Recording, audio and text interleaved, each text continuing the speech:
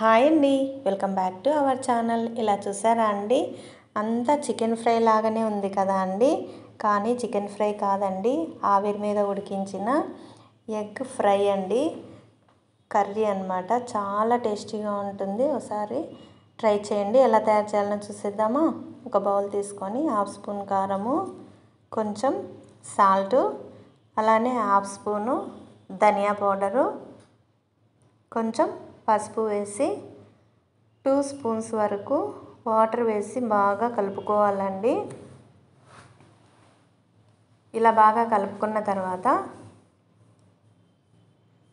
3 కానీ 4 కానీ ఎగ్స్ అండి కొట్టి అందులో వేసేసుకోవాలా. మన ఇష్టం అండి, ఎన్నైనా వేసుకోవచ్చు. 6 వరకు వేసుకోవచ్చు అండి. నేనైతే 3 వేసాను. ఇలా వేసిన తర్వాత బాగా కలుపుకోవాలండి.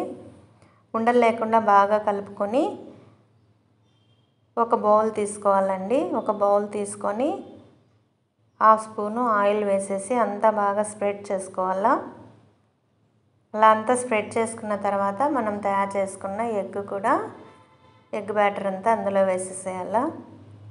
వేసిన తర్వాత స్టవ్ పైన ఒక పాత్ర పెట్టేసి వాటర్ వేసేసి మనం తయారు చేసుకున్న ఎగ్ కూడా అందులో పెట్టేసి ఆవిరి పైన ఒక 20 or 25 మినిట్స్ లో ఫ్లేమ్లోనే ఉడికించుకోవాలండి. చూడండి, బాగా పొంగింది కదా. అలా ఉడికిన తర్వాత పీసెస్గా కట్ చేసుకోవాలా. బాగా చల్లారిన తర్వాత కట్ చేసుకోండి, బాగా వస్తాయి.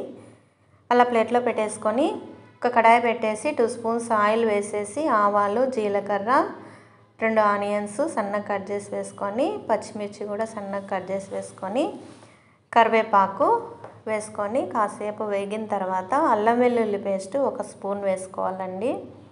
వేసుకొని బాగా పచ్చివాసన పోయినంత వరకు వేయించుకోవాలా. ఒక 5 మినిట్స్ అలా వేగిన తర్వాత చూడండి, బాగా ఎర్రగా వేగిపోయింది. కొంచెం పసుపు, హాఫ్ స్పూన్ కారము, హాఫ్ స్పూన్ ధనియా పౌడరు, రుచికి తగినంత ఉప్పు. ఆల్రెడీ ముందు మనం ఉప్పు వేసామండి, చూసుకొని వేసుకోండి. కొంచెం వాటర్ వేసుకోవాలండి. ఆయిల్ ఇలా పైకి తేలినంత వరకు ఉడికించుకొని మనం కట్ చేసుకున్న ఎగ్ ముక్కలన్నీ ఇందులో వేసేసుకొని ఒక 3 మినిట్స్ అలా ఫ్రై చేసుకోండి. ఒకసారి అలా కలబెట్టేసుకోవాలా.